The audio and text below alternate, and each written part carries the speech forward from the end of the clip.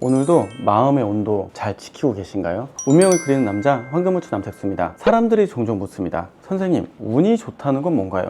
잘 풀리는 게 운인가요? 아닙니다. 운이 좋다는 건 내가 원하는 바를 남을 이기고 되냐, 내가 나의 때를 정확하게 읽고 흐름을 따라가고 있냐. 내가 나를 모르면 아무리 좋은 해가 와도 내 것으로 못 만들어요. 그래서 어떤 애는 내 때가 아니니까 하지 마라, 내 때니까 해야 된다, 이런 게 좋다 나쁘다입니다. 오늘은 그 중에서도 2026년 병원년에 중심을 잘 잡아야 하는 주의 사주에 대해서 얘기해 보려고 합니다. 이게 겁을 준다는 게 아니고요, 운에서 내가 실수할 걸 알고 있으면 본능적으로 내가 지금 실수인 거지, 이렇게 알게 돼요.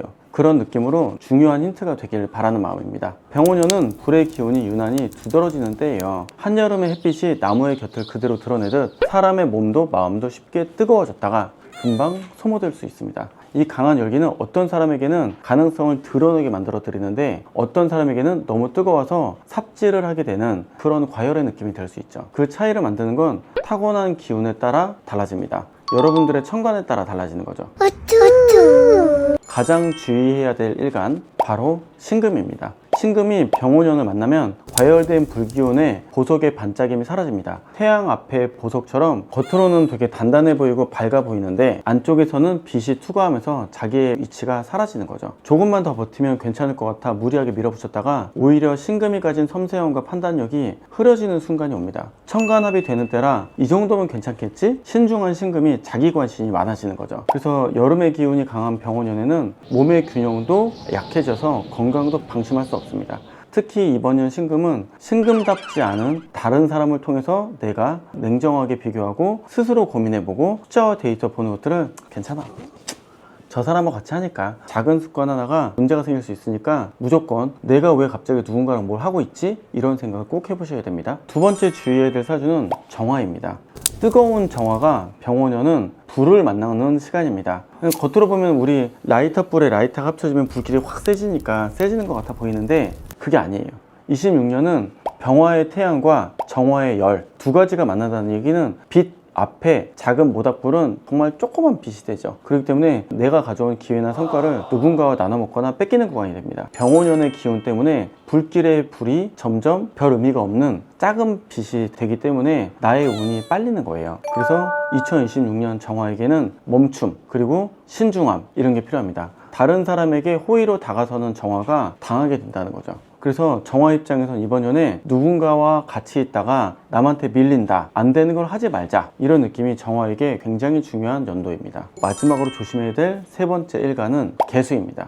개수는 비예요. 조용하게 천천히 내리는 이런 비인데 병원년의 태양이 올라오는 순간 태양을 만나서 구름이 갖고 있는 비가 사라져서 힘이 줄어드는 겁니다. 마치 병원년의 강한 열기로 이 물이 전부 다 증발되는 거죠. 예전처럼 머리가 안 돌아가고 뭔가 막힌 느낌을 받아요. 특히 천간에서 충이 크게 들어온 시기이기 때문에 진행하던 일이 내 맘대로 안 된다는 느낌을 많이 받을 수가 있고 계획의 디테일이 쉽게 틀어질 수 있습니다. 개수는 원래 느리지만 여러 가지 아이디어를 내서 그 상황을 돌파하는 응용력이 되게 좋은 사주인데 병원년을 만나서 머리가 안 돌아가요.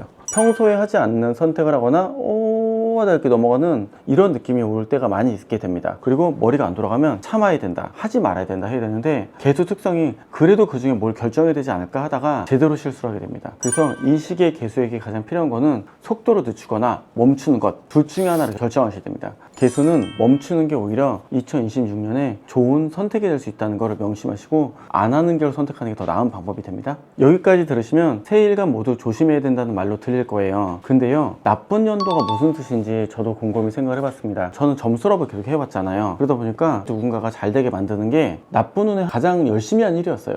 쉽게 말하면 그 손님이 연애가 잘 돼서 결혼을 하건 나쁜 남자를 못 만나게 제가 막던, 어차피 저랑 상관이 없는 일입니다.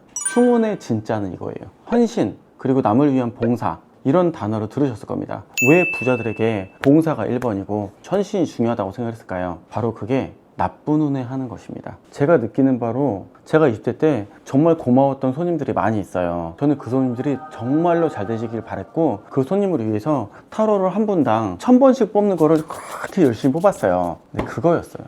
나쁜 운에 누군가를 위해 헌신을 했던 그 시간이 지금의 상황이 나아지면서 나를 위해 했던 일이었다는 생각이 들었습니다. 여러분, 지금 새 일간에게 말씀드리는 이 이야기는 경고가 아니라 나를 헌신하면서 남을 통해서 배울 수 있는 무엇입니다. 내가 누군가에게 잘 헌신되어서 그분이 잘 되는데 자기를 올인해 보십시오. 되게 특이한 얘기를 하고 있죠. 근데 그러고 나잖아요. 좋은 운이 됐을 때 여러분들의 이야기가 될 겁니다. 그래서 저는 흉운에서 힘든 경험을 한다는요, 너의 인생을 포기하고 남이 잘 되도록 노력한다입니다. 다른 사람을 위해 희생하는 것 자체가 실은 흉운의 원래 본질의 내용입니다. 여러분들이 이런 이야기를 들으면서 누군가를 위해 헌신할 몇 년을 만들어 보십시오. 그걸 위해서 나를 누군가에게 더 내어준다, 이런 느낌을 가져보시는 게 어떨까요?